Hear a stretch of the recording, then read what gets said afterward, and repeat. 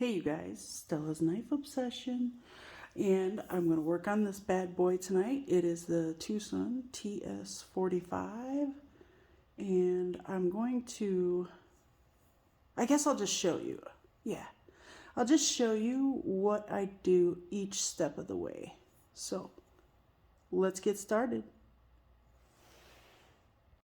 Alright, what I'm going to do is just take the Dremel with a simple cylindrical sandpaper, and I'm going to go over the high parts. Not quite polishing, more like scratching it, just to give it some texture on the high parts. And I'm going to leave the milled parts just the way they are. So let's see what this looks like.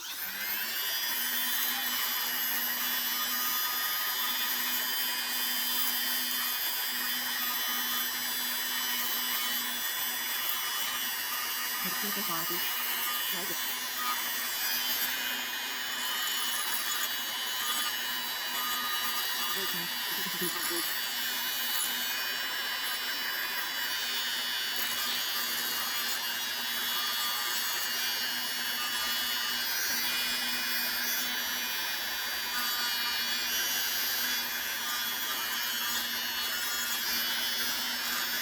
didn't have to do this. I'll have to follow this yet.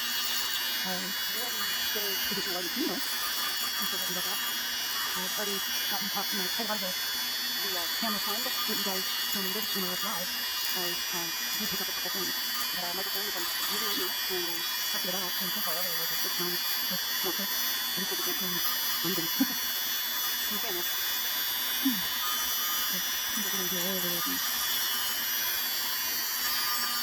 My first video is new microphone. So yeah, this is coating off of the top part. And then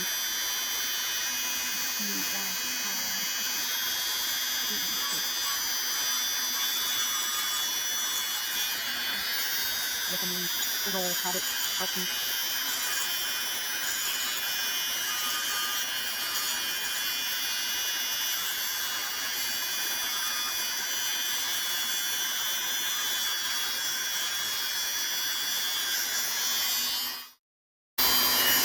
Alright, let's check it out.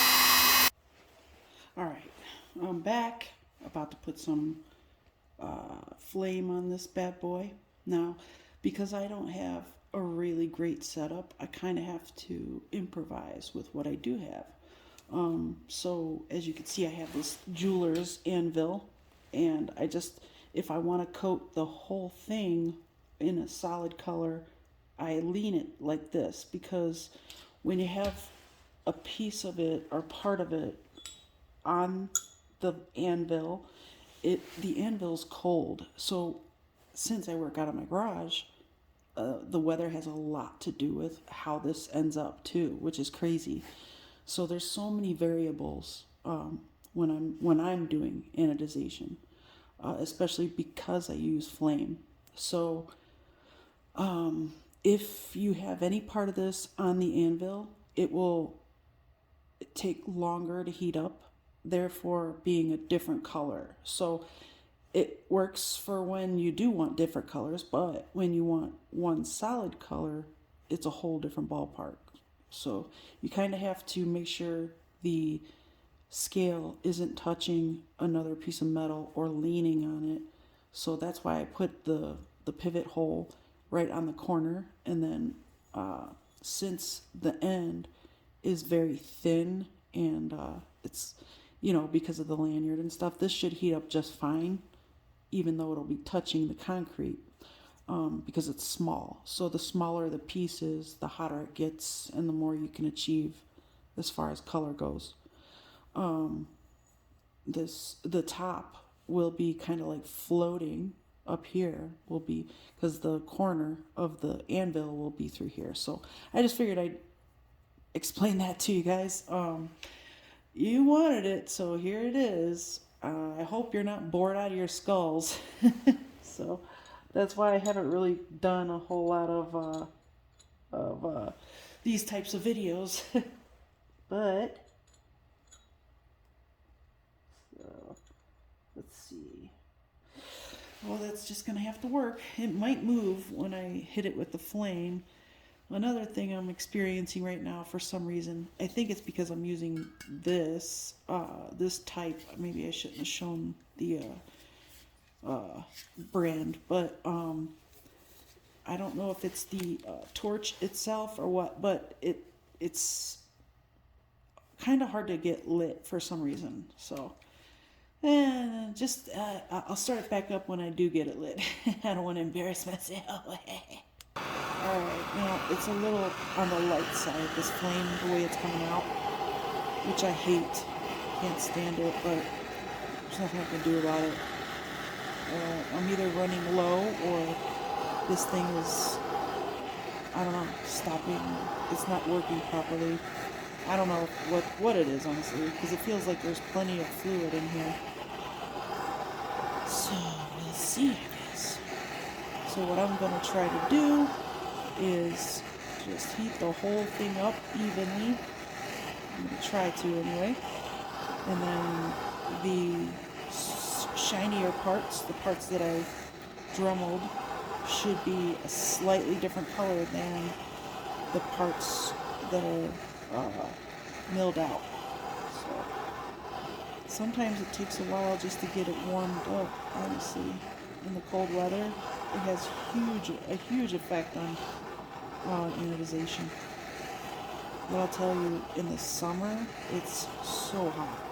It gets 100 degrees in here in my garage, and I'm standing here soaking wet with sweat, or sitting here anodizing things soaking wet, just dripping with sweat. Hopefully this turns out right. I'm really going for like just the first color, which should be gold. It looks like it's already turning gold, so this is so far so good. I like it. So I'm gonna stop here soon so that I don't go into the next phase of color. So hopefully the milled parts got their share. I guess we'll see. And I'm not 100% sold on the gold either, so we'll see after it cools down. We'll see if I like it. So that's what we're gonna do for now. Let's see if I can get it close up for you guys.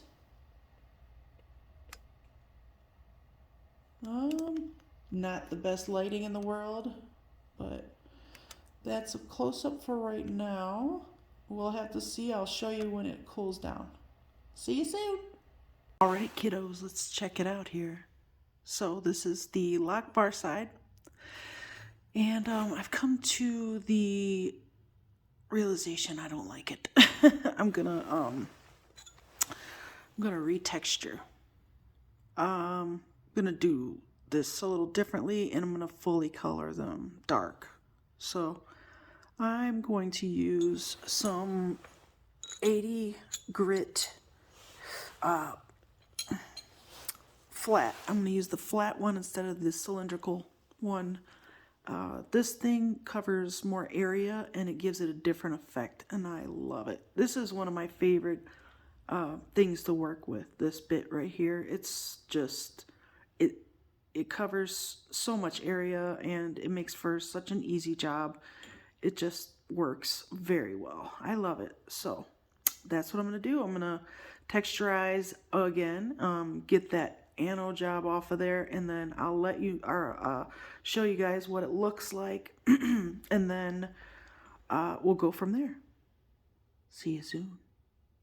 Thanks for watching, you guys, and I will see you soon.